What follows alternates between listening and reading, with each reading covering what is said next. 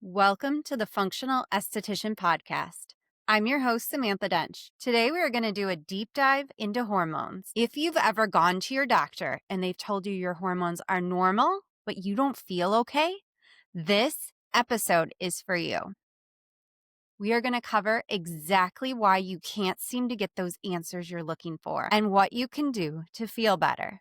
Please enjoy. Today, we are talking about hormones, which we did talk about a few weeks ago. We are going to go a little deeper and talk about how your body metabolizes hormones. Let's start with the role hormones play in your body. Hormones act as chemical messengers. They control and trigger various responses in your body. As active hormones complete their work, new hormones are produced, and the old ones are removed from the body via the urine or waste. Sounds simple, right? Many factors can stop this simple process from happening.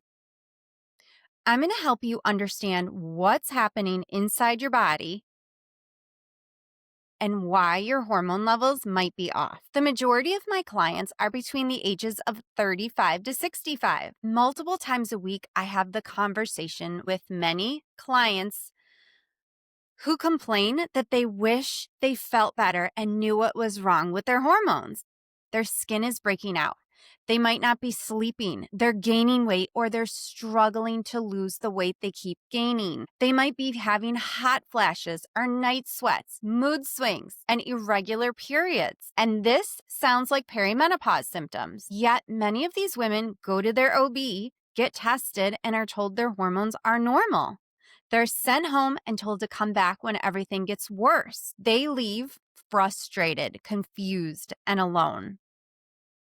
I feel like today's episode is so important and can help many of you listening because I know you can relate to this story. And it's not always your hormones. It has to do with your hormone metabolites. Estrogen is produced by the ovaries and metabolized by the liver. There are 3 phases to estrogen metabolism. Phase 1 converts estrogen into 3 different metabolites. Phase 2 makes the estrogen water soluble, so your body can excrete it through urine and waste. Phase 3 does not happen in the liver. It happens in the gut. We will talk about phase 3 in detail later in this episode because this is where many estrogen problems occur. High estrogen levels can affect progesterone metabolism. Progesterone is made primarily by the ovaries after ovulation. Progesterone's main job is to prepare the uterine lining for a baby. Progesterone is not as active as estrogen. However, if your body can't properly metabolize progesterone, it can lead to symptoms such as PMS, PMDD, anxiety, insomnia, and mood swings. Lastly, we're going to cover androgen metabolites, which include testosterone. DHEA is produced by the adrenal glands. After your body metabolizes DHEA, it converts it into either estrogen or testosterone. Testosterone in women is also made by the ovaries and declines in menopause. Testosterone levels can increase during perimenopause. Androgen metabolites are important to know about because they regulate the skin, connective tissue, bone and muscle tissue, and regulate dopamine levels. The way your body metabolizes hormones can cause issues with fertility, perimenopause, and menopause. The good news, I can offer a hormone test called the Dutch test. This test measures hormones and hormone metabolites, so you can get a full picture of what imbalances might be going on with your body and where your imbalances occur. This is how we get to the root cause of your hormone imbalances. Let's move on to the next part, stress and its effects on how your body processes hormones. Last week, we talked in depth about stress. I recommend re-listening to that episode as a refresher. Today, we're going to dig a little deeper into how stress affects the body and your hormones. When we become stressed, our body releases a hormone called cortisol. This triggers the HPA axis. If we are under chronic stress, which most of us are, your body is constantly producing cortisol. High cortisol can affect estrogen and how your body metabolizes estrogen, which affects your cycle, your mood, and your sleep. This increase in cortisol can lower progesterone and it can increase estrogen, leading to estrogen dominance. Estrogen dominance means your body has an excess of estrogen circulating. This can cause physical health problems, such as a weakened immune system, weight gain, and insulin resistance. Insulin, which is also a hormone, is affected by estrogen and results in insulin resistance. Insulin resistance means the insulin in your body can't properly break down glucose or sugars. And this is why women gain weight or struggle to lose the weight they continuously gain. You may not be showing symptoms of diabetes or insulin resistance, but most women complain of weight gain, and it can be related to estrogen dominance. Estrogen dominance can also cause mental health problems, such as anxiety, depression, or trouble sleeping. The other hormone responsible for mood is dopamine. Dopamine is also called the feel-good hormone because it's responsible for our pleasure centers. Dopamine is produced in the adrenal glands, and it's released during a stress response along with cortisol. Dopamine helps our body during that fight or flight state. Dopamine and estrogen are meant to work together to balance your brain chemistry. When this balance is off, mood swings can occur. And this is why we believe we're having a hormonal imbalance. What ends up happening is either a lack or excess of dopamine is produced. This causes a fluctuation in a normal hormonal cycle. The last piece that affects your hormones and your hormone metabolites are endocrine disruptors. Endocrine disruptors are made from man-made substances such as fragrance, plastic, flame retardants, and pesticides. These are also known as xenoestrogens. Xenoestrogens are substances that have an estrogen-like effect on the body. It mimics your body's natural estrogen production. Xenoestrogens are stored in our fat cells. This affects our metabolism, increases appetite, and can lead to obesity. Xenoestrogens are reintroduced into the bloodstream. This can lead to estrogen dominance, and this is why more men are becoming susceptible to estrogen dominance. The best way to minimize your exposure to xenoestrogens is to avoid plastics, all fragrances, including personal care products, detergents, and home fragrances, and eat organic and grass-fed meats if possible.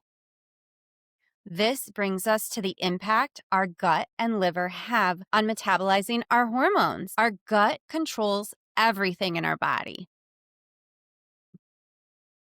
Listening to me, you're probably thinking, oh my gosh, I can't do anything. I have to live in a bubble. I can't eat anything and I can't do anything.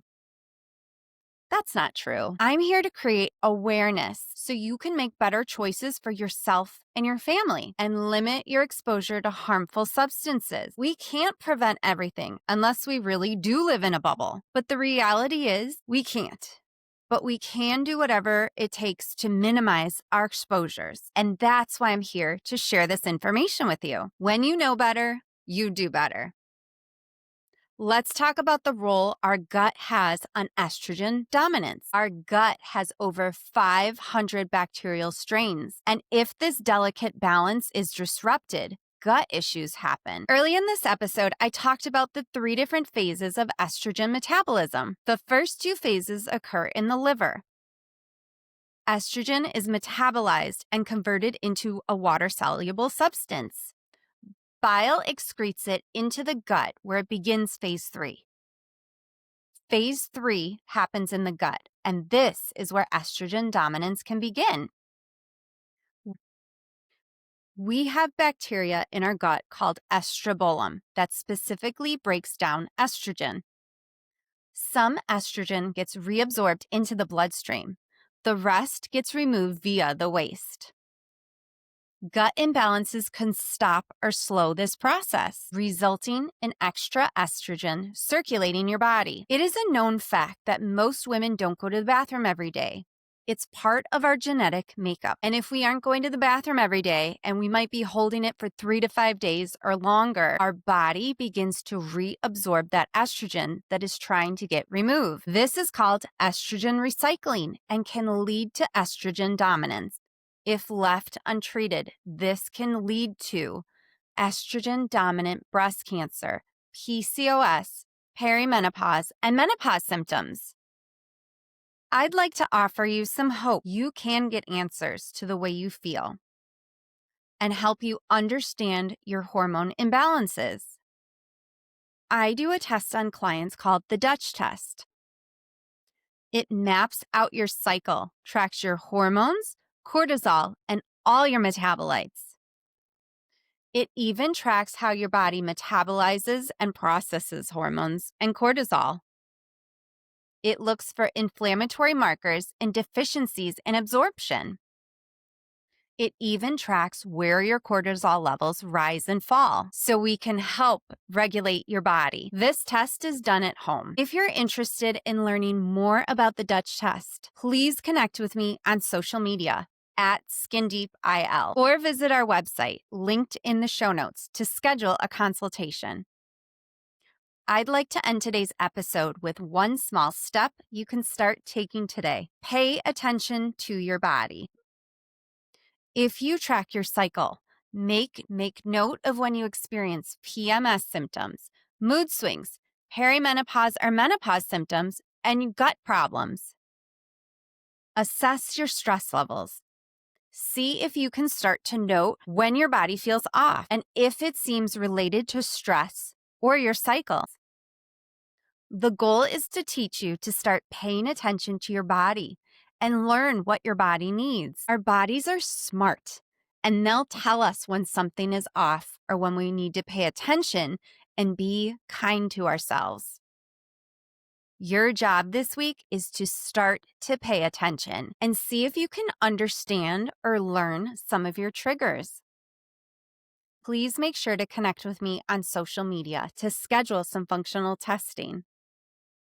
It's amazing how clear the answers are on this test and how thorough this test is for women and men. Thank you for listening. Today we talked about hormone imbalances and the importance of how your body metabolizes hormones, as well as stress, dopamine, and cortisol. We ended with the importance of your body being able to metabolize and detox hormones, so estrogen recycling doesn't affect you. Please make sure to check the show notes for links on estrogen, hormones, or to connect with us on social media. Make sure to tune in next week to episode 12. We are going to talk about the impact sleep has on our body, health, and skin. And always remember, you deserve to love the skin you're in.